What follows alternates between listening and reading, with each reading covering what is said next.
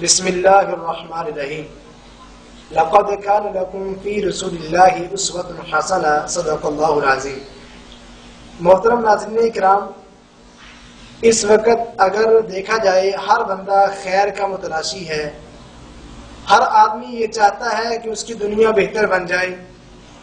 اگر ایک چور چوری کرتا ہے تو اس لیے کہ اس کی دنیا بہتر بن جائے، جوئے باز جوا کھیلتا ہے فقط اس لیے کہ اس کی دنیا بہتر بن جائے، کسی کو دو نمبری کے ساتھ اپنا مال فروخت کرنے والا فقط اس لیے کرتا ہے کہ اس کی دنیا بہتر بن جائے۔ لیکن حقیقت سے سبھی لوگ ناواقف ہیں، معلوم نہیں کہ بھلائی کن کاموں میں ملتی ہے، دنیا بہتر کیسے بنتی ہے۔ آئیے میرے اور آپ کے پیارے نبی جناب محمد رسول اللہ صلی اللہ علیہ وسلم کی ساری زندگی ہمیں یہی تعلیمات دیتی ہے کہ لوگوں کی دنیا کس انداز سے بہتر بنے گی اور لوگوں کی آخرت کس انداز سے بہتر بنے گی۔ اور سب سے زیادہ بہتر سوچ رکھنے والے رسول اللہ صلی اللہ علیہ وسلم کی زبان اقدس سے چند ایک کلمات ہیں جو آپ بھائیوں کی نظر کرنا چاہتا ہوں۔ آئیے، اگر آپ بھی خیر اور بہتری کے متلاشی ہیں تو کوئی زیادہ بڑے کام نہیں۔ نبی علیہ الصلوۃ والسلام نے ایک حدیث مبارکہ میں 3 کام ارشاد فرمائے ہیں۔ جامع ترمذی کے اندر روایت موجود ہے، اس کی سند صحیح ہے، علامہ البانی علیہ رحمہ نے سے حدیث کو صحیح کہا ہے۔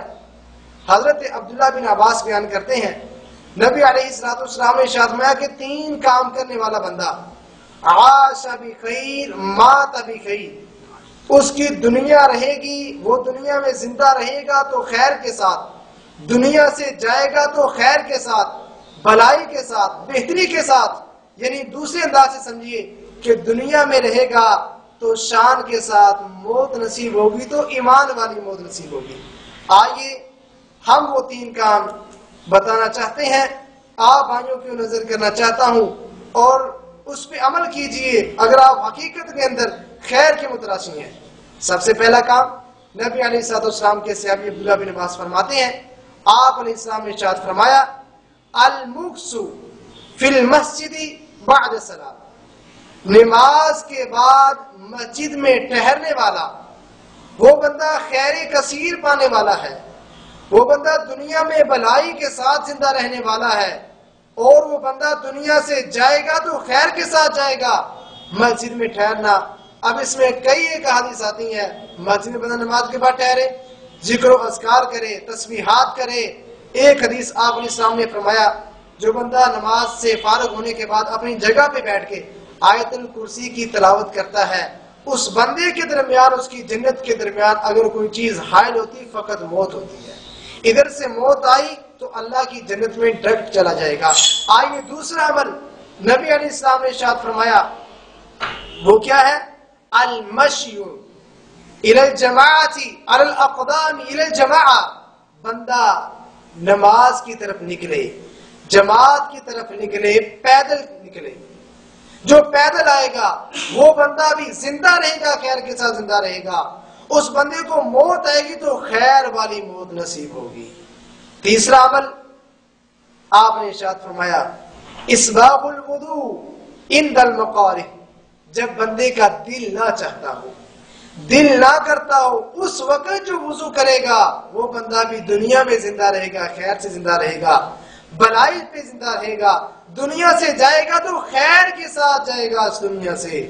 اور اس سے بڑھ کے آپ نے ساتھ یہ بھی فرمایا، وہ بندہ اس انداز سے اللہ رب العزت کے سامنے پیش کیا جاتا ہے، اللہ اکبر کبیرہ، فرمایا وہ بندہ گناہوں سے اس طرح پاک کر دیا جاتا ہے کہ یوم ولدتہ امہ، جیسے ابھی ہی وہ دنیا میں تشریف لایا ہے، جیسے دنیا میں آنے والا ایک نفس، ایک بچہ گناہوں سے، غلطیوں سے پاک ہوتا ہے، اسی طرح وہ بندہ بھی خطاؤں سے اللہ اسے پاک فرما دیتے ہیں۔ کسے؟ جو یہ 3 کام کرنے والا ہے۔ دنیا بہتر بنے گی ان 3 کاموں سے، موت بہتر بنے گی ان 3 کاموں سے، آخرت بہتر بنے گی ان 3 کاموں سے۔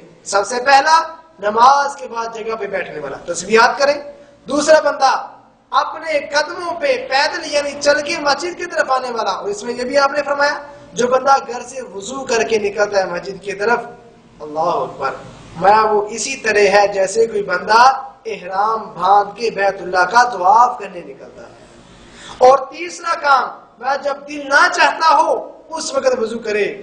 ٹھٹرتی سردیوں کی راتیں ہیں، دل نہیں مان رہا لیکن وضو کر کے مسجد میں آتا ہے۔ اور گرمیوں کی شدت ہے، نیند کا غلبہ ہے، لیکن وضو کر کے مسجد کی طرف آتا ہے۔ جو یہ کام کرے گا انشاءاللہ تعالی اس کی دنیا بھی خیر والی بنے گی، اس کی آخرت بھی خیر والی بنے گی۔ لیجیے بھائیو، یہ پیغام ہے، یہ خود بھی سنیں اور اپنے وہ بھائی جو خیر کے متلاشی ہیں انہیں یہ سنائیں بھی، اسے زیادہ سے زیادہ شیئر بھی کریں۔ اللہ تعالیٰ آپ سب کا حامی ناصر ہو۔ وما علینا الا البلاغ المبین۔